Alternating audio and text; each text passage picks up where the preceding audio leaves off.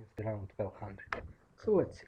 My opponent played e4, I will play d5. So this is the Scandinavian, but the Scandinavian defense with knight f6 on the second move. Now, what's the idea?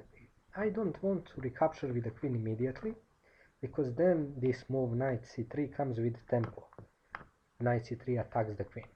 Now I will take the pawn, and if he takes my knight, I will take back with the queen, which is what happens. And now he doesn't have a useful developing move which comes with tempo. Okay, so he played this move. I will just continue developing. I am playing knight to c6, developing a piece and applying pressure to the center.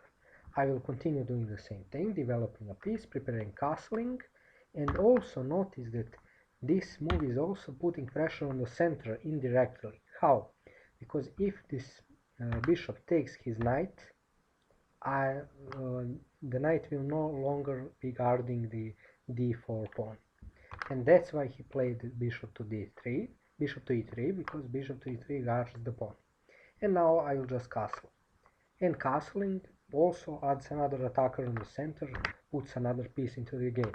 So I'm developing with tempo constantly. As you can see, that's the ideal scenario. You're making your pieces better, you're playing good moves which are also forcing, they come with tempo. Okay, so in this situation he played c3 because he wants to because he wants to guard the d4 pawn. So let's say if I play e5, he can take, and in that case, for instance, we can have big exchanges, and in the end I can take here, damage the structure, and so on. Or I can, if he takes here, for instance, with a pawn, I can even take back with the knight. That's also another option. I can also take the knight immediately and damage the structure, which is also an interesting idea. But I will just play this move because this also opens up the bishop. And let's see what he does.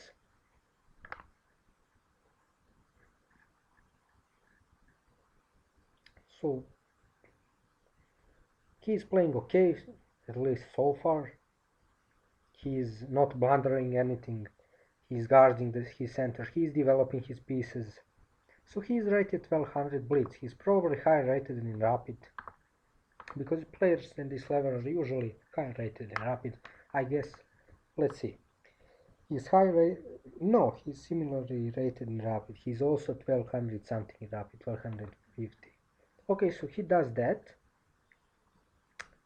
which is reasonable because I was also threatening to push e4, and now I can take and damage the structure, and I will do that. Because now, if he takes with the queen, I can take once again and his structure is damaged.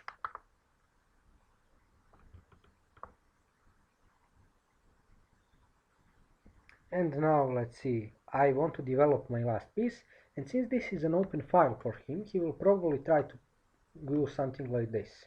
So I will play this move with the idea of fianchettoing the bishop, and also I am anticipating rook to g1.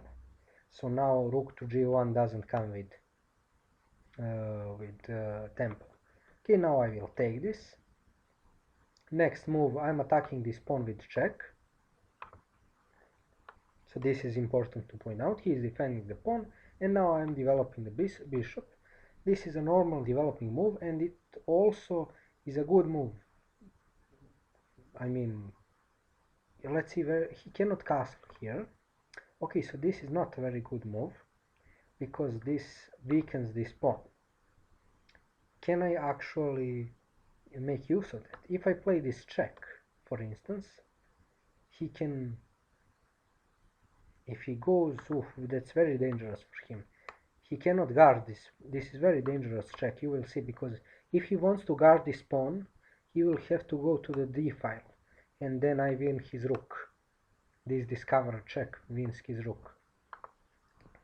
So this is already not a good position for him, and now I will just take the free pawn.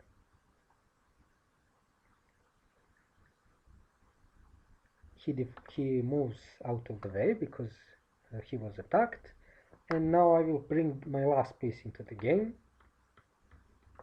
and also I'm tying up his bishop, or I'm pinning his bishop to his king.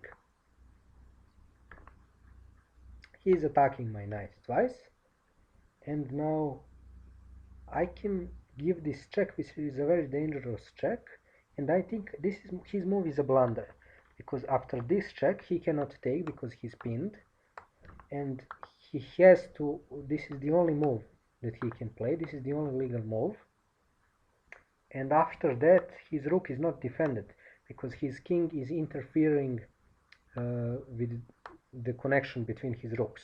So I will take his rook for free, and he resigned this position just to show you this is his only legal move, and now I take this rook with checkmate basically. So his last move was a blunder. It looks good, but it's not. Okay, I hope you enjoyed the video. I will see you in the following ones. I will play more games against players who are rated around 1200. Bye for now.